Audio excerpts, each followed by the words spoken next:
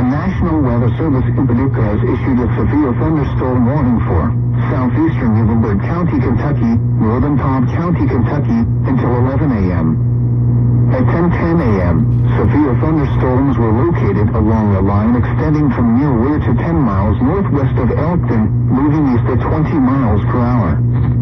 Expected hazards include 60 miles per hour wind gusts. This is a radar-indicated threat.